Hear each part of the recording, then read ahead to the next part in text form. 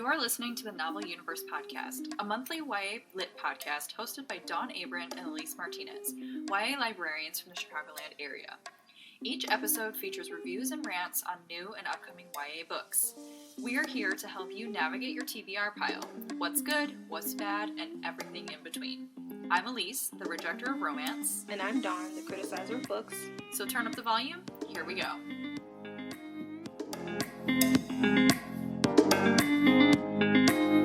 Welcome back to the Novel Universe, and today's episode we will be reading along with the universe, and we're going to be reading There Will Come a Darkness by Katie Rose Poole. And in this podcast we'll be discussing chapters 1 through 7, so we will be including chapter 7 in this. So we hope you read along with us. We'll podcast every Sunday, and in the show notes you will see which chapters we are doing so that you can read along with us. Right, Elise, are you ready? Let's go. All right. Do you want to go chapter by chapter or just kind of talk about? Yeah, we can do like a overall small recap of each chapter and then like general thoughts on this first read of the book. Okay. All right. I really like how this book started. This, like, Ephira is the first character that we meet, and she's the assassin in the situation. So on the back there's like, it like lists the type of characters that we're going to be encountering in this book. So she's the assassin. And she is essentially murdering this priest who is, like, out there raping girls. And boys. And I was not expecting that. No. So right off the bat, I was like, whoa. And it kind of gave me, like, Nevernight vibes in that it's, like, immediate, like, adult content that you're not expecting. Yeah. To start off the character arc. I was like, ooh, intensity. And I like that we find out why she's doing this. So she's killing people to steal their souls, essentially. Esha, I believe that's like how, like a soul translation, I don't know. For her sister, because for some reason her sister cannot survive without new Esha. Mm-hmm. I totally forgot about that. Yeah. I didn't know it was Esha. Esha was confusing me with the entire book. I had to, this first... for what we're reading, it's confusing because I had to go back and, so I finished Ephira's chapter, I'm like, what? And so, like, when I reread it, the Esha made more sense, and I just decided in my mind that I was going to translate it as, like, a spirit, like somebody's life essence. I had it's aura? not super clear. Yeah. So confused. Yeah, something spiritual. She doesn't really spell it out for us at this point in the novel. We'll see maybe if that comes back around, but yeah. Either way, it was interesting. I'm immediately invested in her story. It was a great start to the book. Yeah. Okay. That's really all I had about chapter 1, is you basically are finding out that it's kind of dark. Yeah. It's not a fluffy read. And I was here for it. All right, chapter 2, we meet a new character, Hassan. And we are also introduced to the Hierophant, which is, how did you say his name? I said Hierophant. Hierophant, okay. He is the main villain. And Hassan, really quickly to like recap his character, he's the exiled. Well, he's not really exiled. He is exiled, but he ran away from Herat. Herat. He's the crown prince of Herat. Is how I'm saying it in my mind. And so he is in Palos Altos. Thank Palos you. Altos. Yeah. Palos Altos, and he's there to like hide / seek asylum with his aunt from the Hierophant, who has taken over and like supplanted himself on Hassan's throne. So Hassan doesn't know the state of his country really. He doesn't know what happened to his parents. Does he have some siblings? He does not. Okay, well he doesn't know what happened to his parents. He feels very like useless, and he's frustrated. He's a frustrated character. Yes. He like saves this boy from getting his hand cut off or some crap, and then he meets well, let's go back to that. Okay. So I feel like Poole is doing some timely stuff here. They are refugees. Yes. And so the kid who steals, the store owner is like, basically, I'm sick of all of you refugees in our island or whatever. So they must have come from Herat. And they've set up a community, like a refugee community in this kind of capital, I guess, of Palos Altos. Yeah, so already we're kind of seeing the author's like attempt to really like drive this home in terms of real world themes. Yeah. So yeah, I appreciated that about Hassan's character. Full disclosure, I'm not a huge fan of him as a character, at least where it stands in the book thus far. Yes. But his chapters are not boring. At least, again, like... Well, his chapters, we learn a lot about the Hierophant, and so that's why his chapters are interesting and important. She drops a lot of information in his chapters, because he is also not my favorite character.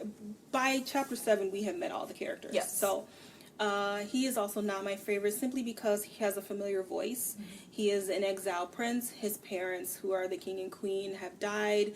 He does not know where he is. He is insecure about being on the throne. Like, I've read this voice many times, and it's just not new. He's also, like, the voice of the everyman for this book. So he's, like, the character that I think the author is grounding her story inside of. Like, so, like, you know, in The Office, it's like Jim is the, like, communication between the audience and what's happening in the show. Like, that's what Hassan is.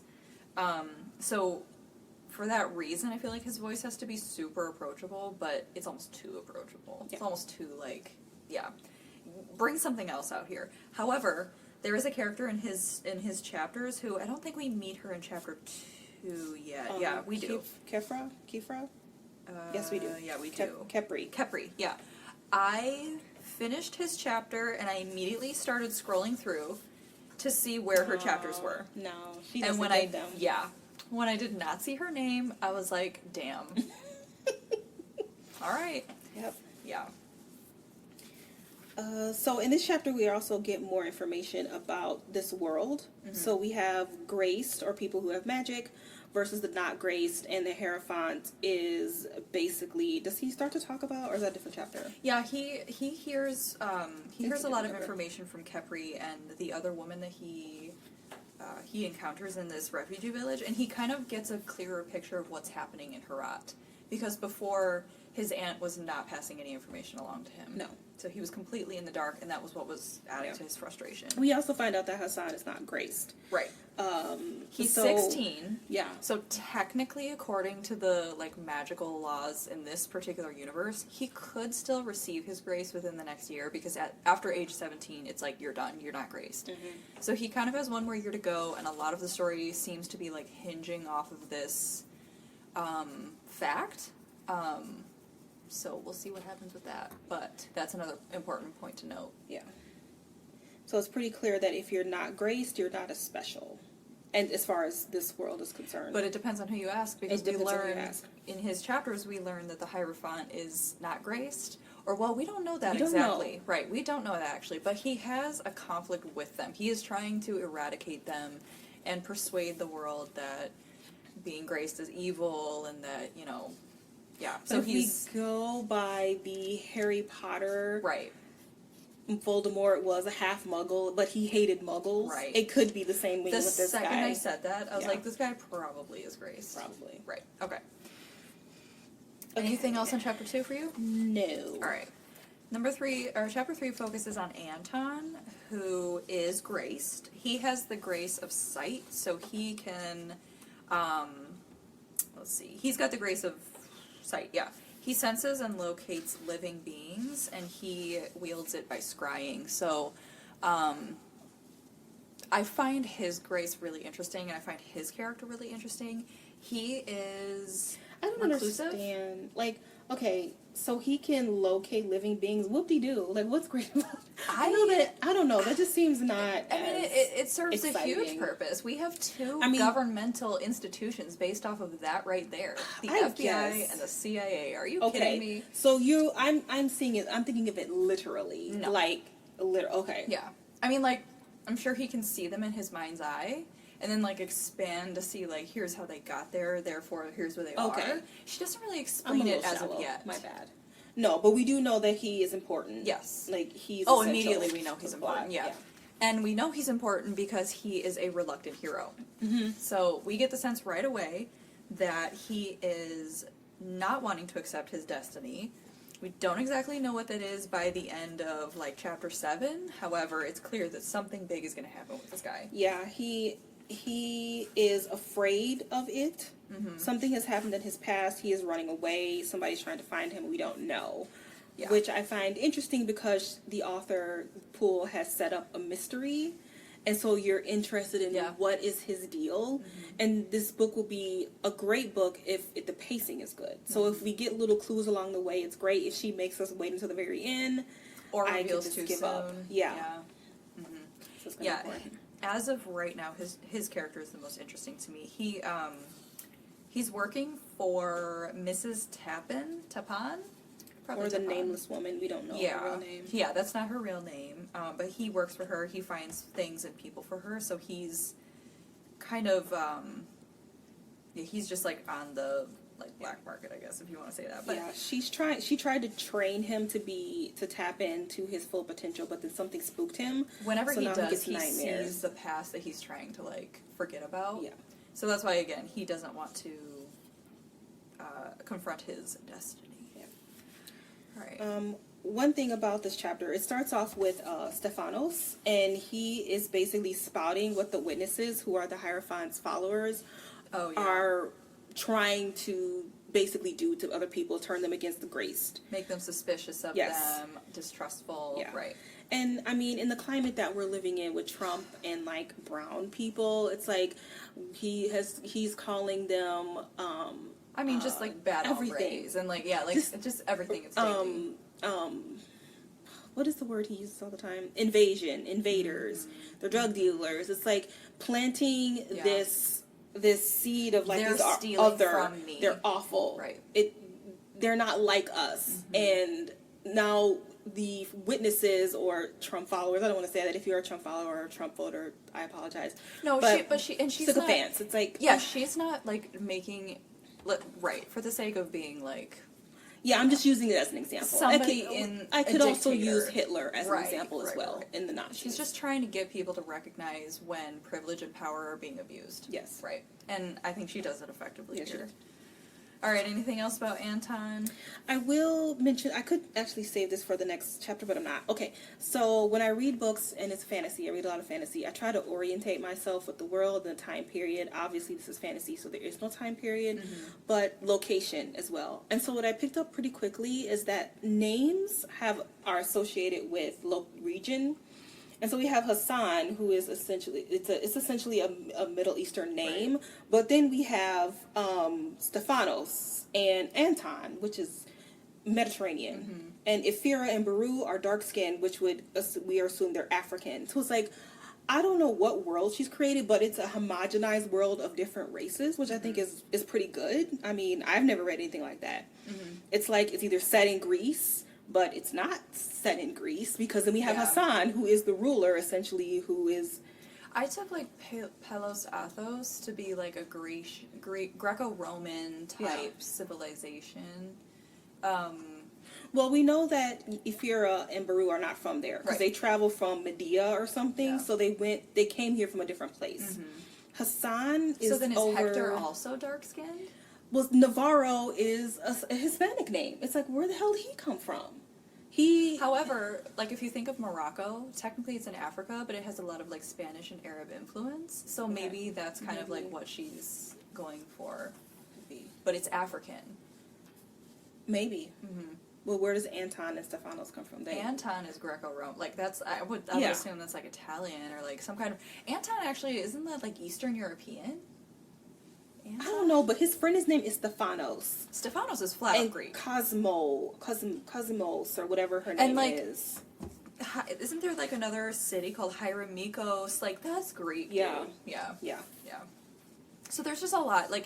It's a veritable melting pot of ethnicities and cities and stuff like that, which is interesting. In the next chapter, we get Jude Weatherborn. That's straight up Caucasian. I'm like, okay. Yeah. Okay, she's going for it. I'm cool with it. I think it's great. All right, so let's go on to Jude's chapter. All right, so Jude as Kerameikos is the place where he lives. Jude is also an interesting character. He is the apprentice, I guess, to the Keeper of the Word. Yeah. Which is a heretofore secret order called the Order of the Last Light. And they are charged with keeping an eye on the Hierophant's activities, with keeping an eye on events that hint at this prophecy coming true. I don't know. I was gonna say prophetic, and I'm like, that's not the right word. So there's this prophecy that is out there that is going to like usher in like Armageddon. Basically. There you go. The Age of Darkness. The Age of Darkness. And so they are a secret order that trains to protect the prophecy, protect people involved in the prophecy, look for signs, etc.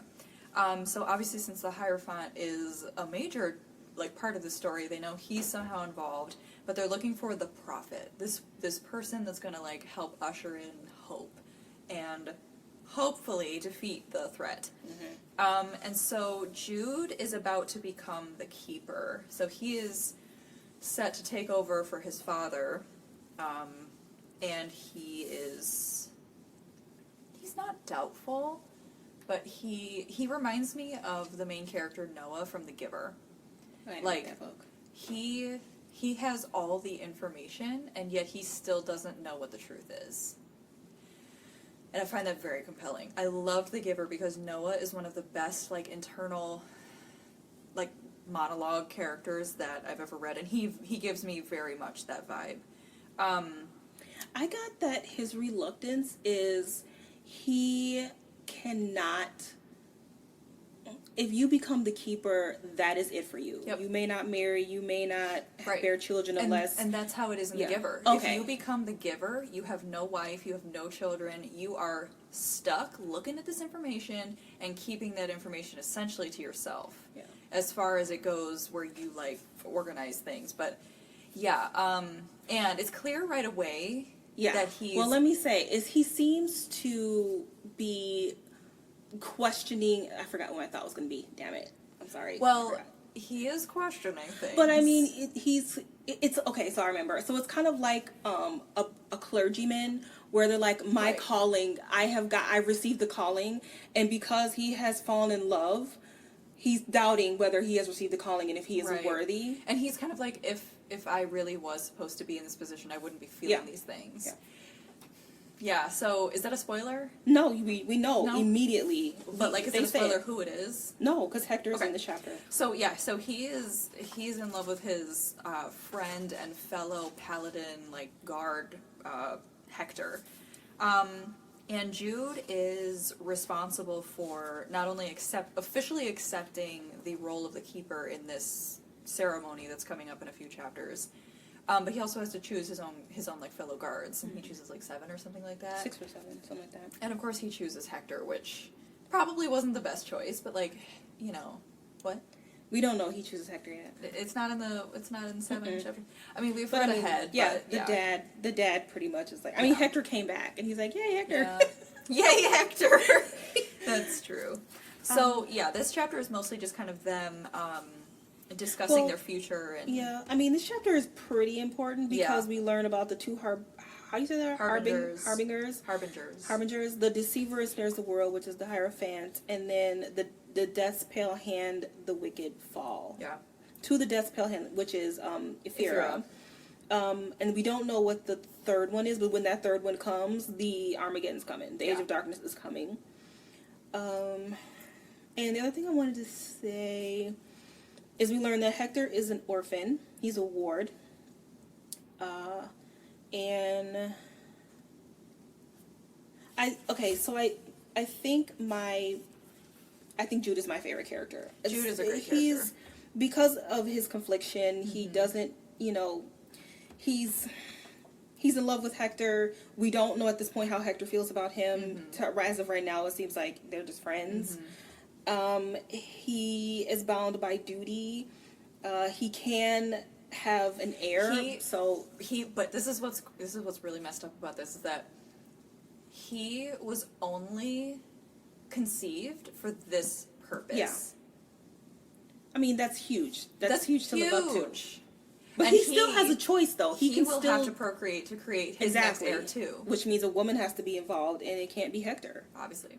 And not even if he was in love with a woman, this other person who he would procreate with has been specifically chosen as well. I mean, for me, it would seem to be Primrose. I mean, she's Penrose. That's the closest. You think it's going to be one of the Paladin guards? Well, that's the closest to. Oh, I didn't even think about Unless that. it's like Ephyra or. I don't think it's going to be anyone from his guard. Okay. Because like they have a different job. I mean, I don't know. I don't know. Yeah. I don't know. That's interesting. Yeah.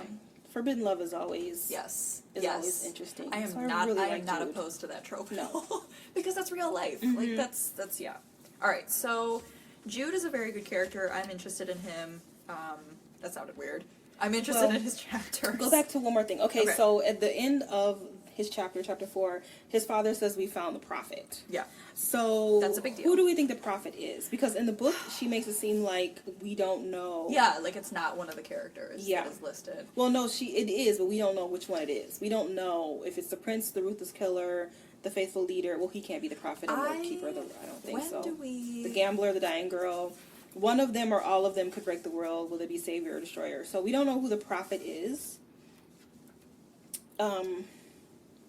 When I started reading this, my prediction is Anton. Yeah, just because he, like you said, he's the reluctant hero. Yeah. He would seem to be. At this point, we don't know who the prophet is. Yeah, we don't know who it is yet. All right, let's go to chapter 5. All right, Hassan again. Hassan's chapter is mostly this is like he's learning how the refugees got here. He's getting information about the past. Okay, so in this chapter, I have some doubts about the aunt. I do too. Because she's not graced. Yeah. She got passed up for queen. Her sons got passed up for title. That sounds like she's quite bitter. And you're just taking in your nephew like it's no big deal. I don't trust that shit. That's why she hasn't been telling him anything. Yeah, I was suspicious of her right away. And she's like always gone. Mm-hmm. Yeah. Parties and whatever. Allegedly. Yeah. That's the only thing I really had about... Yeah, not a lot happens in this... Khepri, I mean, it's pretty obvious that Khepri and Hassan are going to be together. And she tells him that she's there to find the prince. And he's like, uh-oh. Yeah. What do I keep it to myself? Right. I mean, that's a conundrum he's faced with. If he's not trying to deceive her, but he, at the same time, he does not know her that well. True. You don't just walk around telling people who you are, especially if you're in that kind of, like... Oh, yeah. Very difficult situation. Alright, so let's move on to chapter 6. We're back to Anton. He's having bad dreams. And woke up drowning. I think that's a clue. Yeah. He is encountered by the Pale Hand, aka Ephyra. And she's looking for him because... I don't remember. He felt her Esha first. She's looking for him because... The nameless woman has said, I know someone who can help you. He's really powerful. Yeah. They need to find the chalice, which is in chapter 7. Never mind. But he also learns that his brother has been looking for him. Yeah. Which is a big reveal. But I think he already knew that was happening. Yeah, he's been running. He's been running, and it's probably from his brother. Mm-hmm. Yeah, we just learned that the nameless woman sent Ephyra because of his unique ability. We don't know what his unique ability is. We don't find out till the next chapter, which I kind of already... So we might as well just go into the next chapter. Okay. Beru's chapter. Yeah, Beru is the one, again, she's Ephyra's sister. She's the one with the affliction, some mysterious affliction where she, like, dies if she doesn't... and we don't know why she's sick. We don't know what that's about, but she is. She doesn't last... long without fresh Esha. So they are told by the nameless woman, Mrs. Tapan, again, that if they find Eleazar's chalice, that somehow this will help heal Beru. So both Ephyra and Beru are really invested in getting this chalice, and this is why they need Anton. Mm-hmm. So but that's Anton the big reveal in chapter 7. Is too scared to scribe because he gets visions. He sees his past. And it's so... Yeah. Mm-hmm. And basically, Ephyra is like, well, we're just going to kill him. Right. And Beru, I thought her story was just awful. And so I want to talk about Ephyra, because she could essentially be an anti-hero. She's a killer. She killed this family, this entire family, on accident, but still. Yeah. And she's killing right now. She's just killing awful people. And it's kind of one of those things where, like, she has completely adopted and embraced her, like, pain and her self-described, like, evilness. And she's just like, well, I'm a killer now. Might as well use it for good. Yeah. So she's very much an anti-hero. But Beru does not want that. Right. But at the same time, Beru wants to live. Yeah. So she tolerates it, but she understands that every time her sister leaves, it's, like, really dangerous, obviously, because people are looking for her at this point. They're looking for Aphira. She doesn't know if her sister's going to come back every time she leaves, and she has to do this, like, nightly. Mm-hmm. Because Aphira, or do we learn? I don't think we learned that in this chapter. What? That, like, I used to be able to go months without Esha. Yeah, she does. Okay, that. okay. So She's explaining to Anton, right? Okay.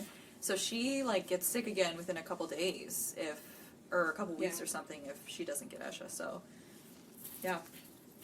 So they pretty much decided that if Anton does not help them, they're just going to kill him. Yeah. And that's how Chapter 7 leaves off.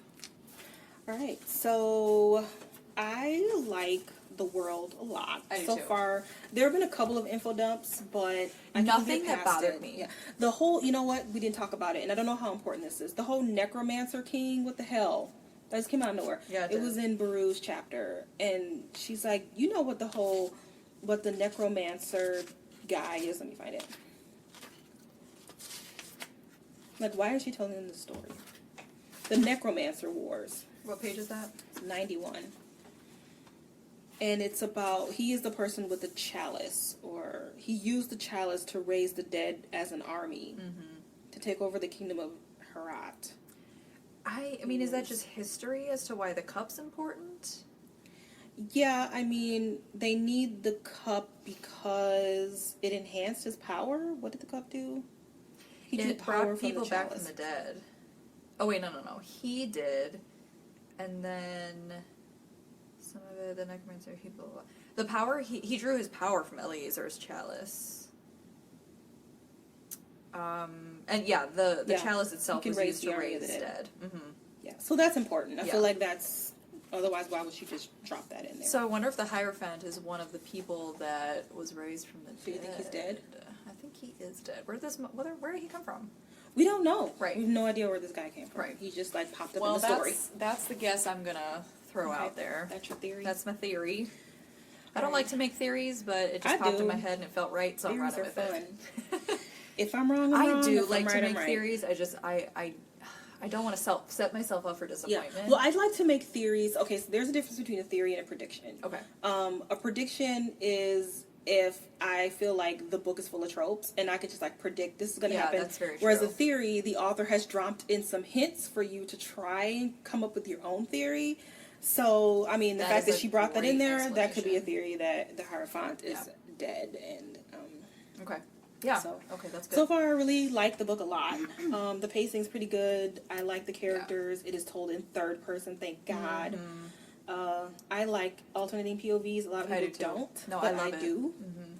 I like having that one person that I'm excited to get back to. I think it because you're just not going to like every character. Yeah. I mean, that just doesn't happen. You don't like everybody that you know in your life, so it's the same way with books. But yeah, the pacing I feel like is good in terms of the story and the narration. It's just, again, there are certain characters that I'm hoping get a little bit more rounded out. One thing, now that you said that, is like flipping through, I can see who has chapters, and Hector does not have a chapter. I know. And so it's like we won't know his real feelings. We're only going to know him through Jude's eyes, and it's kind of, it's not a bad thing. Or Aphira. Because, sorry, he, again, we have read ahead, but he does... They interact. But yeah, it's like, it would be nice to have his chapter so we can see how he is feeling about Jude, but, you know, Poole wrote it specifically to not have him have his own chapter, and so there is a reason for it. One thing in terms of characterization that I don't like, again, is I feel like sometimes YA authors in particular, it's like if they write a strong female character, or like a character that's intellectually strong, they write her with this like emotionless masculine tone, and I'm not getting a lot of personality from Aphira, and I'm really hoping that more comes out of her as the book like progresses, because it's just, I must do this. End of story. Blah, blah, blah. Like, okay, well, who are you? Okay. I know what you're doing, but yeah. So some characters, it's clearly easy for the author to get to the heart of who they are, and others not so much. So that's what I'll be looking for as I read. Yeah. In terms of characterization. All right. I believe our next podcast is chapter 7 through, I don't know. Are we doing 7 at a time? No, it's like 100 pages at a time. So it's Okay. either around chapter 22, chapter 21, it might be chapter 22. Okay. So 8 to 22. Yeah. Okay. Ish. We will put the official Yeah. chapters in all of Show our notes. promo going forward. Yeah. All right. Well, thank you for joining us for the first couple of chapters of There Will Come a Darkness. Catch us next Sunday when we will do the next bunch of chapters. Meanwhile, we will also be doing our monthly wrap-ups and predictions, and you can listen to us then. Until then, we'll catch you next time.